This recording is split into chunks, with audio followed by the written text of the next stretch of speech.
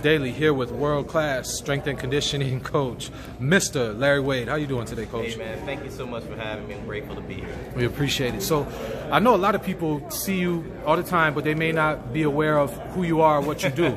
You know what I mean? So, could you kind of break that down for some of the fans that may not be aware? Sure. You know, I'm a professional strength conditioning coach for professional boxers, and a lot of times you may not see me. You know, just like in the movies, you have the stars and you have the producers. Behind the scenes. You never really see the producers. Right. But you only see the stars. Well, in my case, Caleb and Badu and Sean and these type of athletes are the stars. I'm more the producer. I sit on the backside and I try to get the job done so they're ready to fight.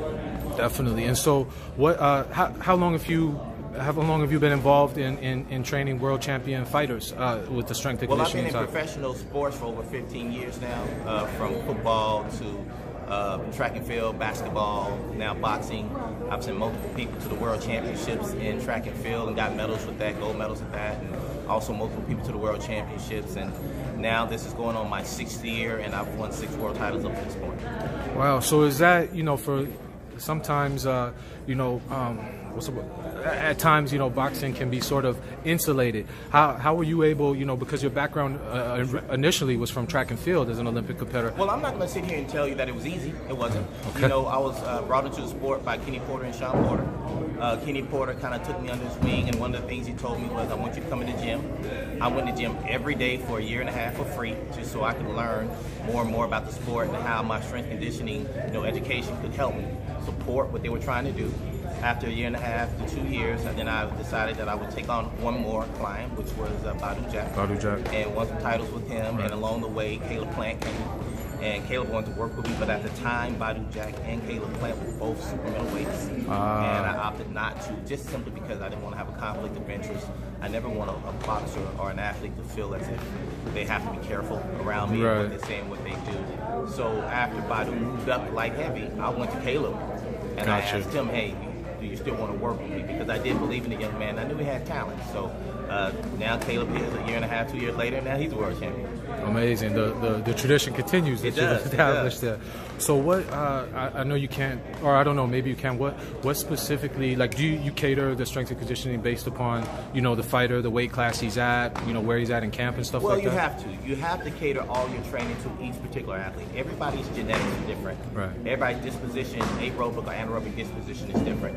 So you have to base your training based on what you see their weaknesses are, and also what they feel like their weaknesses are. Okay. Because if I see one thing that needs to be adjusted, maybe that's not the thing mentally that they feel like needs work, and they're the ones doing the fighting. So I have to also be able to address whatever it is they feel like they need to work on, and at the same time, me cover my foundation in regards to them being prepared. Okay. Now, is it, you know, a lot of the times we would see, you know, old school fighters, they'll oftentimes even sometimes running like Timberland, work boots and stuff like that. I don't know. I don't want to assume anything. Right. You're not doing that anymore. Is it more like high intensity sprint intervals and stuff like that you know, get the physiology and the boxer for explosive spurts, although they're also maybe training for a 12-round fight? How does that, if you could give us a little glimpse into how that works. First thing, let me just start back with the history of how boxing is.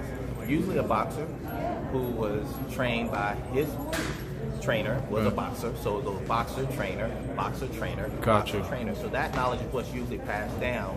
Now when you start to introduce the concept of science along with the experience, now that's a formula for success. I think a lot of trainers sometimes try to push away from the scientific side of things in order to get a person fit and prepared. A lot of it because they may not know it or they don't want to go back and learn it. Yeah. But once they start bringing people like myself in, you know, we were able to try to help, and I say that word again, help enhance what they're already doing. Okay. You know, because each trainer even wants something different. So the way Kenny Porter trains Sean is not the same way Justin trains Caleb. So I have to be able to adjust my training not only for what I see, but also for what the trainer's looking for. And in saying that, you know, I understand my role, I understand my position. My job is always to help and go in the direction that the head trainer and the boxer wants. Not necessarily what I'm thinking, because I'm not the head trainer. I see. Okay. So is there what are some of the, I guess, just the, you know, character traits or certain attributes